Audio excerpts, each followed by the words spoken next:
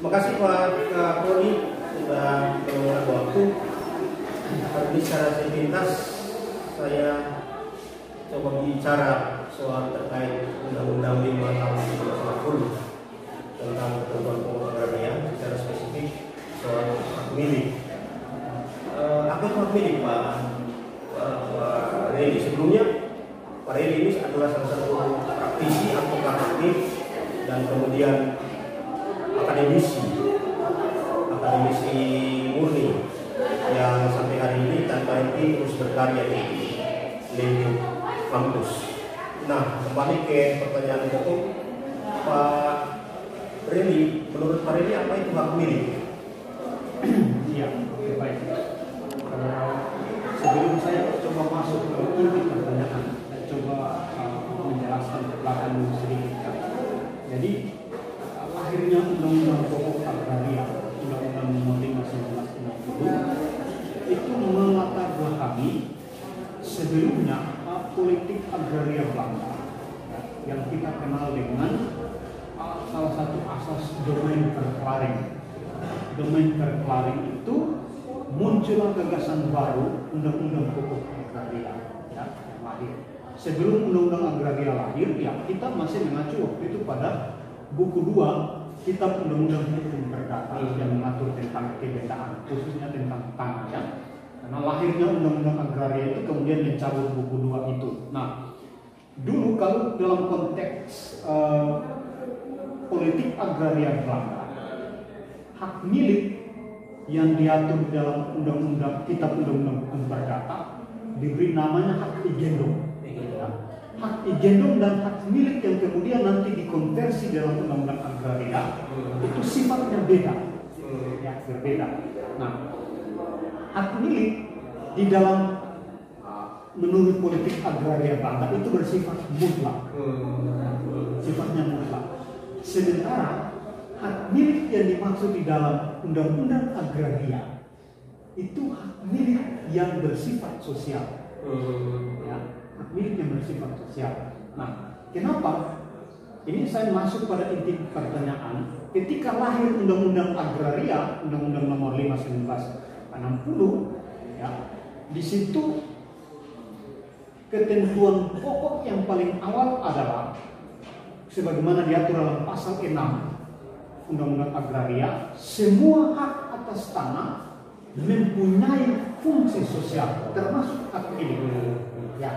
Nah, dari segi hak milik itu diatur dalam pasal 20 ya, Undang-Undang Agraria. Nah, situ apa disebutkan? Hak milik adalah hak yang terkuat, turun-temurun dan terpenuhi. 3 syarat pokok itu. Ya, 3 syarat pokok itu. Nah, ternyata lebih lanjut lagi dengan mengingat ketentuan pasal 6. Pasal 6 artinya apa? Fungsi sosial. Makanya hak milik yang dimaksud agraria, Undang-Undang Agraria adalah hak milik yang berfungsi sosial. Jadi hak milik itu sudah dikawinkan dengan fungsi sosial. Jadi tidak lagi bersifat mutlak, karena ada lagi ketentuan lain yang berkaitan dengan itu. Ketentuan tentang pasal 18 Undang-Undang Agraria tentang kepentingan umum itu. Ya, karena ketika kepentingan umum itu menghendaki, walaupun hak milik itu hak yang tanah yang kita tempati itu berstatus hak milik, mau tidak mau, karena asas fungsi sosial tadi kita kembali ke pasal 6, mau tidak mau tetap kita harus memberikan itu karena untuk kepentingan umum itu. Karena tadi kembali kepada fungsi sosial. Maka hak milik sebenarnya yang diatur dalam Undang-Undang Agraria itu hak milik yang berfungsi sosial. Kita mulai sedikit soal terkait sini pokok hak milik itu. Tadi sudah ditampilkan, disampaikan terkuat, terpenuhi, turun-temurun. Ya, itu maksudnya seperti apa? Baik. Yang dimaksud terkuat itu sebenarnya hak milik mau membedakan dengan hak-hak yang lain. Ya. Hak-hak yang lain ini kan kalau di dalam pasal 16 Undang-Undang Agraria itu hak milik, hak guna usaha, hak guna bangunan, hak pakai, dan hak hak memungut hasil hutan. Nah, itu bentuk hak milik di dalam undang-undang agraria. Nah, terkuat ini mau membedakan antara hak milik dengan hak-hak yang lain. Ya, kenapa? Hak milik itu tidak mempunyai jangka waktu.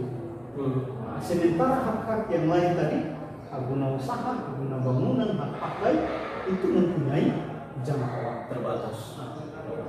yang dapat waktunya dapat terakhir. Itu yang sebenarnya membedakan soal rumah.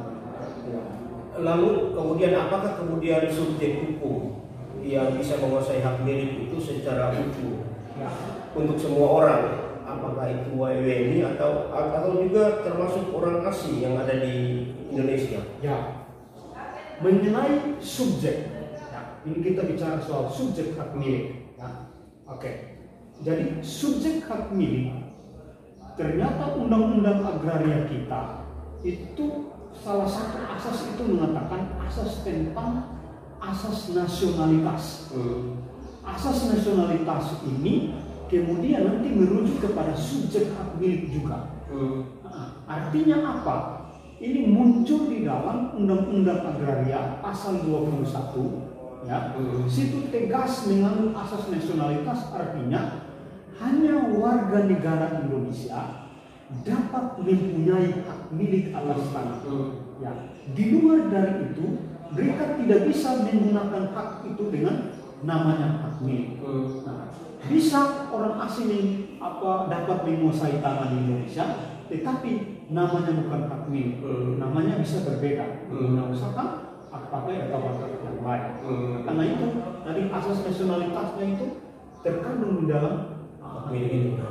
Itu soal. Jadi selogisnya adalah orang warga negara asing boleh memiliki dengan hak milik kecuali berubah warga negara.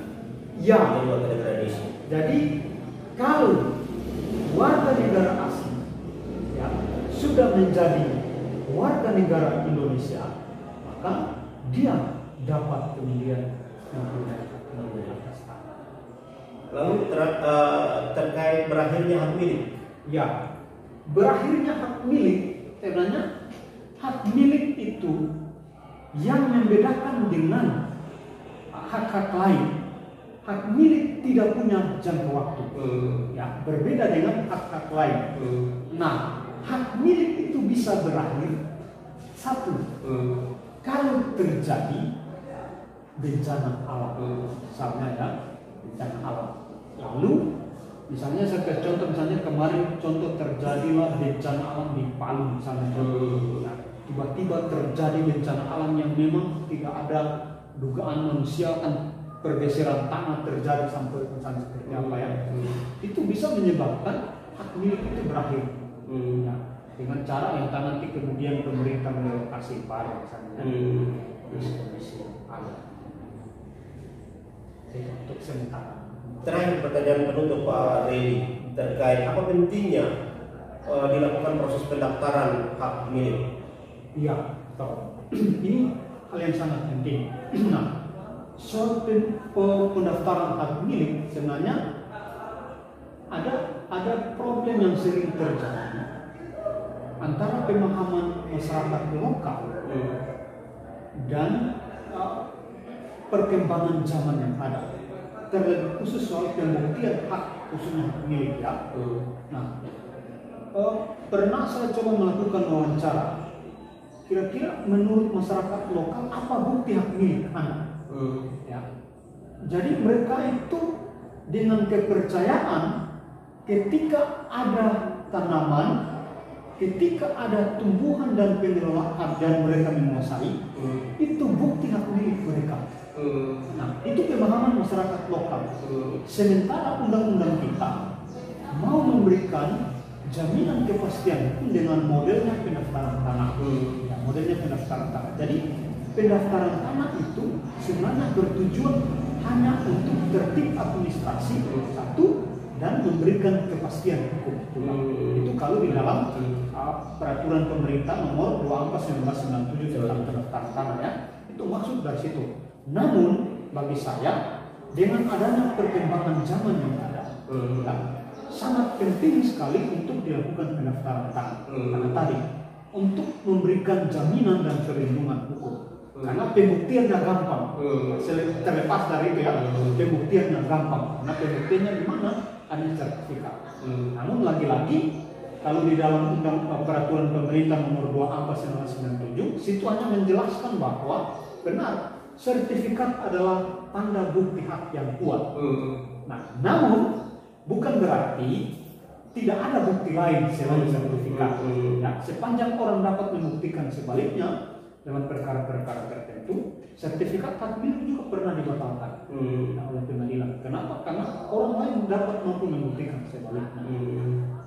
Itu yang pertama. Yang kedua, soal pembuktian hak ya, soal hak milik kan, termasuk soal nanti bagaimana pentingnya pendaftaran tanah. Temanya di dalam Undang-Undang Agraria kita, khususnya pasal 5 itu menjelaskan, sudah menyebutkan secara jelas bahwa hukum agraria kita yang berlaku saat ini adalah hukum adat. Nah, itu poin yang paling utama. Kenapa hukum adat? Artinya dari segi bentuk hukum adat itu kan tidak tertulis. Maka ini juga sebenarnya merujuk kepada pembuktian hak. Sepanjang orang dapat mampu membuktikan, menyatakan kebenaran sesuatu hak atas tanah, walaupun bukan dengan sertifikat, maka itu adalah hak milik seseorang. Gitu.